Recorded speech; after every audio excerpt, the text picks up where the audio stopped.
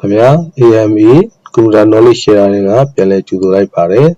အခုတစ်ခါကျွန်တော် share လုပ်ပေးသွားမယ်သင်ခန်းစာလေးကတော့ကျွန်တော်တို့ Memory Stick တွေမှာဘိုင်းရဲ့ကြောင့် file တွေပျောက်သွားတာကိုဘယ်လိုပြန်ခေါ်မလဲဆိုတာကို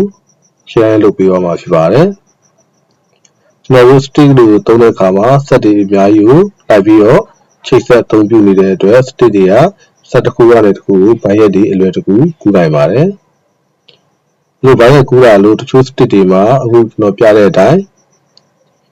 ဒါလေးတွေ stick တွေရောနော်သူ USB drive လေးကိုကျွန်တော်ကိုယ်ကတက်လိုက်တယ်သူ့ကိုဖွင့်လိုက်တဲ့အခါမှာသူကအထဲမှာဘာမှ file တွေမရှိတော့ဘဲနဲ့ဒီမှာ USB driver.exe ဆိုပြီးတော့ဒီ file လေးတစ်ခုပဲရှိတော့တယ်နော်ဒီအနေထားကကျွန်တော်တို့သတ်မှတ်တဲ့အခါတော့ဒါ hidden file လို့ကျွန်တော်တို့ခေါ်လိုက်တာပေါ့နော်အထဲမှာ file တွေရှိတယ်တို့ပေမဲ့မမြင်ရတော့ဘူးဒီလို stick drive ဆိုဒါလေးတစ်ခုပဲရှိရပါတော့တကယ်လို့ဒါကိုသွားရလိုက်မယ်ဆိုလို့ရှိရင်ဘာဖြစ်လာမလဲဆိုတော့ကျွန်တော်တို့ကဒီ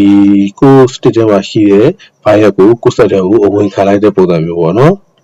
ဖြစ်သွားမယ် set ထဲမှာလည်း file ဝင်သွားမယ်ပေါ့အဲ့တော့ကျွန်တော်တို့ကဒါကိုသွားပြီးတော့ဖွင့်လို့မရပါဘူးတကယ်တော့ကျွန်တော်တို့ရဲ့ file လေးကိုသူက hidden လုပ်ထားတာဖြစ်ပါတယ်ဒီမှာသူ့ရဲ့ stick ရဲ့ capacity ကိုကြည့်လိုက်မယ်ဆိုလို့ရှိရင်ဒီမှာသူ့ရဲ့ storage မှာဒီမှာရှိနေတာကိုမြင်ရမယ်ပေါ့နော်ကိုယ့်ရဲ့ file လေးကနော်ဒီမှာအပြာရောင်လေးလည်းပြတယ် file ရှိတယ်ကိုသိမ်းထားတဲ့ file တွေရှိနေတယ်သို့ပေမဲ့ဖွင့်ကြည့်လိုက်လို့ရှိရင် file တွေမတွေ့ရဘူးပေါ့နော်အဲ့ဒါလေးကိုကျွန်တော်တို့ဖြည့်ရှင်းပေးသွားမှာဖြစ်ပါတယ်ဒါကလည်း web ကိုခေါ်ပြီးတော့ command prompt ကိုသွားပါမယ် cmd လို့ရိုက်ပါမယ် cmd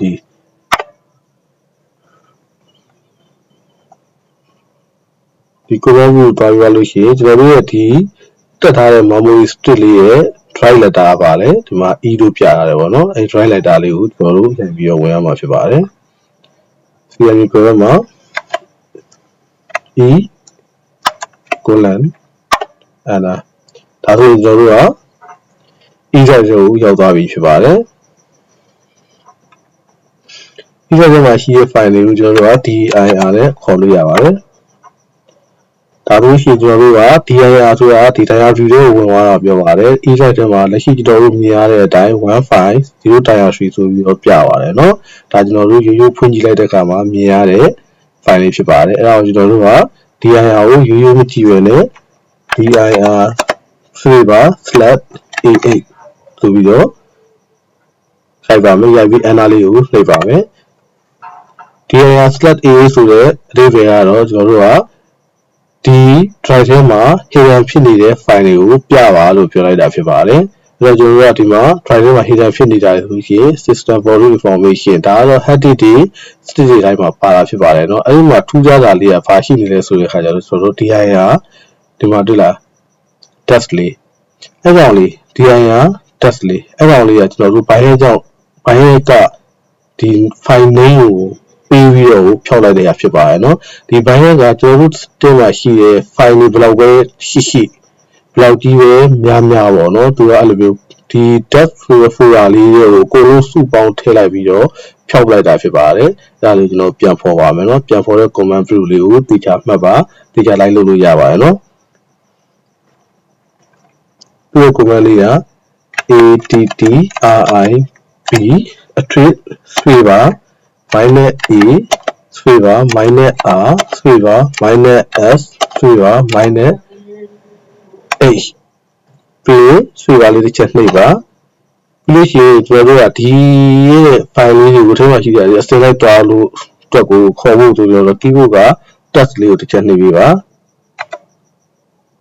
ဒါဆိုလို့ရှိရင်တန်းပြီးတော့ရောက်သွားတယ်ပေါ့နော် file တွေများမယ် delete folder ရှိသေးတယ်တစ်ချက်နှိပ်သွားမှာပေါ့ဒီမှာသူ့ရဲ့ folder test လေးကိုတစ်ချက်နှိပ်လိုက်တဲ့အခါမှာ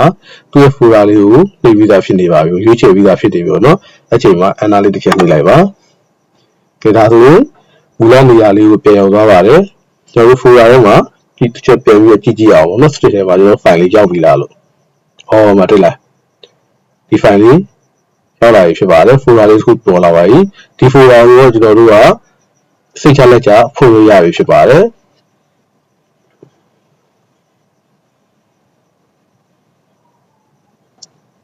အဲ့တော့ဒီ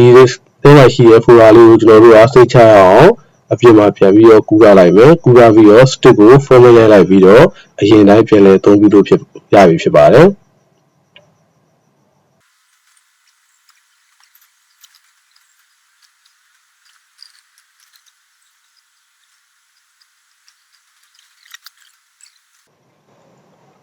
ကဲပါခုလို file လေးကိုကျွန်တော်တို့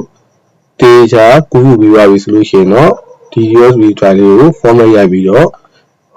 ငကိုတိုင်းပြန်သုံးလို့ရပြီဖြစ်ပါတယ်။ဘိုင်းရလည်းကင်းစိတ်ပြီဖြစ်ပါတယ်။ဒီကလေးကို format ရိုက်မယ်ဆိုလို့ရှိရင်ဒီ stick ပေါ်မှာပဲ right click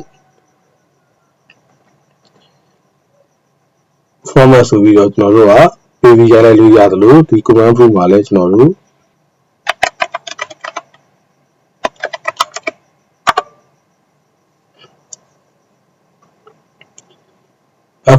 FORMAT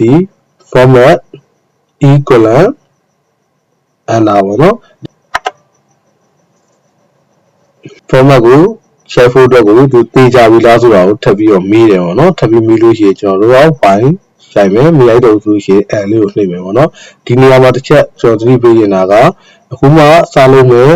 user တွေအတွက်ပေါ့နော်ဒီ CMD command အားလုံးကိုနားမလည်နိုင်သေးတဲ့ user တွေအတွက်တော့ဒီလို format ရိုက်ခြင်းအနည်းများပါတယ်တချို့ try letter တွေကိုတွားပြီးရိုက်မိတာတွေဖြစ်နိုင်တယ်ပေါ့နော်ဒီမှာကျွန်တော်တို့က try letter ကိုတွားဖတ်မယ်ကိုကဖြည့်ချင်တာ e တွားပြီးတော့ဒီလိုပါပြီးရိုက်ပြီးပဲဆိုလို့ရှိရင်ကိုယ်စက်ထဲမှာဒီ drive ရှိနေဆိုလို့ရှိရင်ဒီ drive တစ်ခုလုံး format ရိုက်သွားမှာဖြစ်တဲ့အတွက်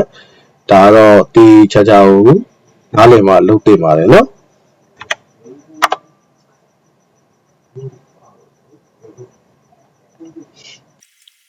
ကျွန်တော်တို့ window ကနေပြီး right click format နဲ့ရိုက်တာနဲ့ဒီ CMD command နဲ့ format ရိုက်တာကဘာကွာမလဲဆိုလို့ရှိရင်ကျွန်တော်တို့က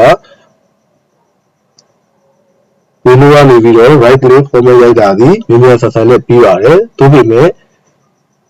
ပြောမယ်ဆိုလို့ရှိရင်တော့တိတ်ပြီးတော့အလုံးစုံ perfect ဖြစ်သွားတာမဟုတ်ပါဘူး။ဒီ CMD command နဲ့ရိုက်တာကတော့ကျွန်တော်တို့တချို့အဲ့ဘက်မှာသွားပြီးတော့ဘိုင်းရဲ့ကြောင်း format ရိုက်လို့မရတဲ့ state တွေပါရှိခဲ့တယ်ပေါ့နော်။အဲ့လိုမျိုးဆိုလို့ရှိရင်တော့ကျွန်တော်တို့ကဒီမှာ CMD command နဲ့ဒီလိုလာပြီးတော့ format ရိုက်တာဒီ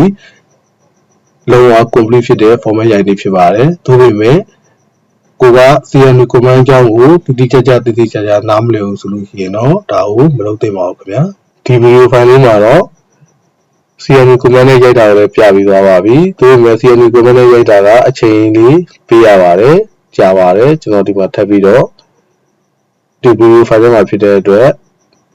right click format နဲ့ပဲကျွန်တော် format ရိုက်လိုက်ပါမယ်နော်ပေါ်လာတဲ့ပေါက်လေးထဲမှာကျွန်တော်တို့ဒီမှာstick လေးက 40/7k ပေါ့နော် 16k ရှိပါတယ်ဒါလေးကို quick format ပေးပြီးတော့ step ပေးလိုက်ပါဖြစ်ပါတယ်